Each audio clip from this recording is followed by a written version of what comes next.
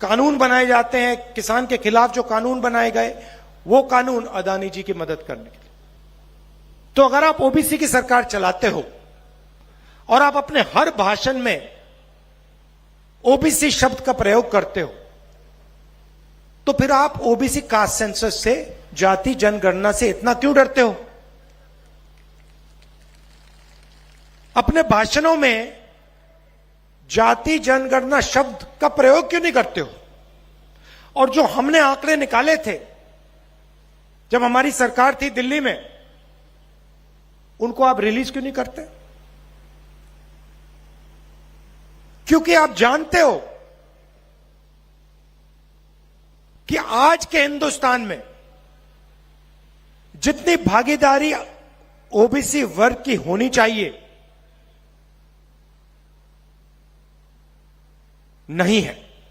जिस काम को बीजेपी ने कहा था कि नहीं किया जा सकता, उस काम को हमने 2 घंटों में करके दिखा दिया पूरे प्रदेश को। 10,000 करोड़ रुपए किसानों का कर्जा माफ, बिजली बिल हाफ, किसान न्याय योजना 23,000 करोड़ रुपए 26 लाख किसानों को, मजदूरों को 7,000 रुपए, 5 लाख मजदूरों को 7,000 रुपए हर साल, तकरीबन 760 करोड़ रुपए हमने दिए। देखिए, सरकार चलाने के 2 तरीके होते हैं। आप किसी भी सरकार को देखो, 2 ही तरीके होते हैं। एक तरीका कि आप प्रदेश के या देश के सबसे अमीर लोगों को फायदा पहुंचाओ, और दूसरा तरीका आप देश के या प्रदेश के सबसे गरीब लोगों की मदद करो। यही 2 तरीके हैं, और तीसरा तरीका है नहीं। मनरेगा बिल्कुल बेकार प्रोग्राम है। भोजन का अधिकार हम लाए, कर्जा माफी हमने की। क्यों? क्योंकि हम जानते हैं कि जब तक हम गरीबों की मदद नहीं करेंगे, कमजोर लोगों की मदद नहीं करेंगे, तब तक यह देश खड़ा नहीं हो सकता, यह देश प्रगति नहीं कर सकता है। वही पैसा जो हम किसान को देते हैं, 2,500 प्रति क्विंटल लाखों किसानों को हमने जो दिया, वही पैसा बीजेपी अदानी को दे देती है। क्या अदानी अपने पैसे को गांव में डालता है? क्या अदानी अपने पैसे को गांव में खर्च करता है क्या? नहीं। अदानी आपका पैसा उठा के विदेश में, लंदन में, अमेरिका में अपना पैसा खर्च करता है। बड़ा मकान खरीदता है, बड़ी बड़ी कंपनियां खरीदता है। यह सच्चाई आप जानते हो, और इस सच्चाई को आप देश के ओबीसी युवाओं को नहीं बताना चाहते, उनसे आप यह सच्चाई छुपाना चाहते हो। भाइयों और बहनों, पार्लियामेंट में मैंने भाषण दिया, जाति जनगणना का भाषण था, तो मैंने आंकड़े निकाले। मैं आपको एक उदाहरण देना चाहता हूं। नरेंद्र मोदी जी कहते हैं ओबीसी की सरकार चलाते हैं। यह आंकड़ा आप सुन लीजिए, और देश के सब ओबीसी युवाओं को यह सुनना चाहिए, क्योंकि आपके भविष्य की बात, आपके रोजगार की बात हो रही है। तो जो भी ओबीसी वर्ग के लोग हैं, आप अच्छी तरह सुनिए। मैंने ये पार्लियामेंट में सवाल पूछा था, आंकड़ा रखा था, बीजेपी के लोग चुप हो गए, एक शब्द नहीं बोल पाए। वही लोग जो ओबीसी की सरकार चलाते हैं।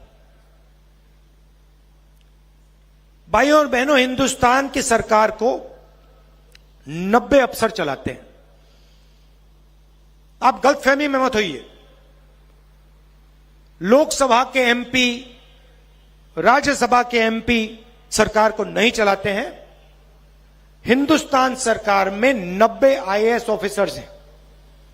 जिनको secretary to government of India कहा जाता है, कैबिनेट सेक्रेटरी कहा जाता है, ये सरकार को असलियत में चलाते हैं।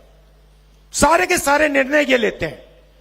मनरेगा में कितना पैसा जाएगा, सेना को कितना पैसा मिलेगा, वायुसेना को क्या मिलेगा, भोजन के अधिकार में क्या जाएगा, पूरा का पूरा पैसा,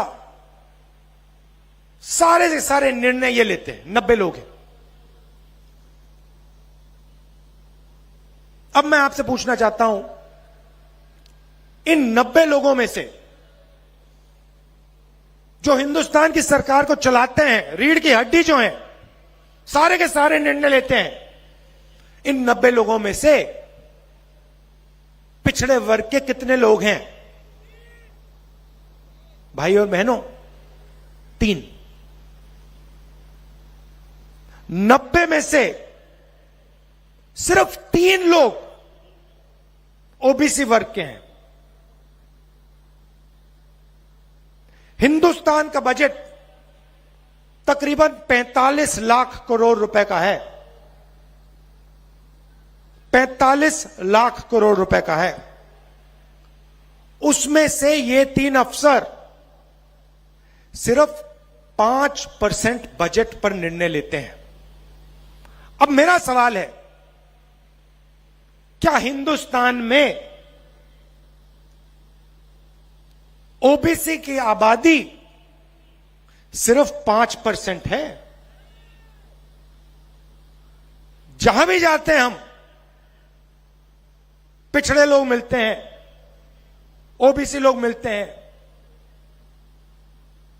हर प्रदेश में मिलते हैं।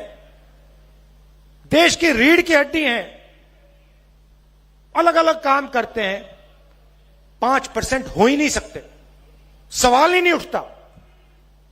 कम से कम 50-55% ओबीसी वर्ग है हिंदुस्तान में। मगर यह सच्चाई नरेंद्र मोदी जी आपको नहीं बताना चाहते।